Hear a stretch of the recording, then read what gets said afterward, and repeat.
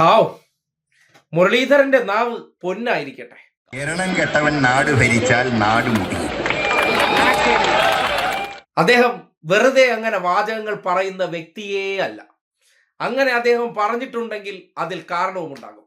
കണ്ടില്ലേ, എരണം കെട്ടവൻ നാട് ഭരിച്ചാൽ നാട് മുടിയും. ഇന്നിപ്പോ നെയ്യാറ്റിൻകര താലൂക്ക് ആശുപത്രിയിൽ നിന്ന് ഏതോ ഒരു എരണം കെട്ടവൻ മന്ത്രിയായിരിക്കുന്നിടത്തേക്ക് നെഞ്ചുവേദനയുമായി ഒരു രോഗി ചെന്നു. ബാക്കി മാധ്യമങ്ങൾ പറഞ്ഞു തരും. തിരുവനന്തപുരം നെയ്യാറ്റിൻകര ജില്ലാ ജനറൽ ആശുപത്രിയിൽ ഡോക്ടറെ കാണാനെത്തിയ രോഗി കുഴഞ്ഞു വീണു മരിച്ചു. നെയ്യാറ്റിൻകര കരക്കൂട്ടപ്പന സ്വദേശി രാജേഷ് കുമാറാണ് മരിച്ചത്. പിന്നാലെ കഠിനമായ നെഞ്ചുവേദന ഉണ്ടെന്ന് അറിയിച്ചിട്ടും ക്യൂവിൽ നിർത്തി എന്ന പരാതി ഉയർന്നിട്ടുണ്ട്. അതും പോരാഞ്ഞിട്ട് ബേബി മെമ്മോറിയൽ സ്വകാര്യ ആശുപത്രിയിൽ മറ്റൊരു വാർത്ത. കണ്ണൂർ പയ്യന്നൂരിലെ സ്വകാര്യ ആശുപത്രിക്കെതിരെ ചികിത്സാ പിഴവെന്ന ആരോപണം. അനസ്തേഷ്യ നൽകിയതിനെ തുടർന്ന് 1.5 വയസ്സുകാരന് മസ്തിഷ്കാഘാതം സംഭവിച്ചു.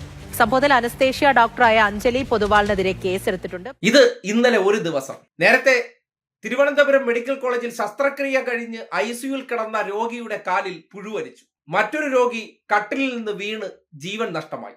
ഒരു രോഗിയുടെ തലയ്ക്കകത്ത് നിന്ന് സൂചി കണ്ടെത്തി. പിന്നെ 1.5 മാസത്തിനിടയിൽ പകർച്ചവ്യാധി കൊണ്ട് കേരളത്തിൽ മരണപ്പെട്ടത് 100ഓളം പേർ. നമ്മുടെ നാടിന്റെ ഒരു ദുരവസ്ഥ നോക്കണേ. കേവലം 1.5 മാസം കൊണ്ട് എരണം കെട്ടവൻ നാട് ഭരിച്ചാൽ നാട് മുടിയും. അതെ, കൃത്യം.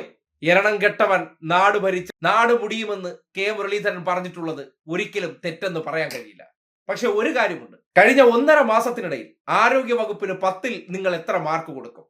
അതുകൂടി നാട്ടുകാർ അറിയേണ്ടതുണ്ട്. കേരളത്തിന്റെ ചരിത്രം എടുത്ത് പരിശോധിച്ചാൽ 1.5 മാസത്തിനിടയിൽ ഒരു 50,000-ലേറെ റിപ്പോർട്ടുകൾ പല ആശുപത്രികളിൽ നിന്ന് ഇതിനോടകം അദ്ദേഹം തേടിയിട്ടുണ്ട്, വിളിച്ചു വരുത്തിയിട്ടുണ്ട്.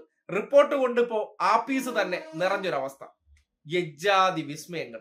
ഇതാണ് പറയുന്നത്, എരണമുള്ള കെ മുരളീധരനെ പോലുള്ള ഒരു ആരോഗ്യ മന്ത്രി നമുക്ക് കിട്ടിയിരുന്നെങ്കിൽ എന്ന് നമ്മൾ ആഗ്രഹിച്ചു പോവുകയാണ്. അങ്ങനെ ഒരു മനുഷ്യൻ ഉണ്ടായിരുന്നെങ്കിൽ ഇതൊക്കെ സംഭവിക്കുമായിരുന്നു. ചിന്തിക്കൂ കേരളമേ, ചിന്തിക്കൂ.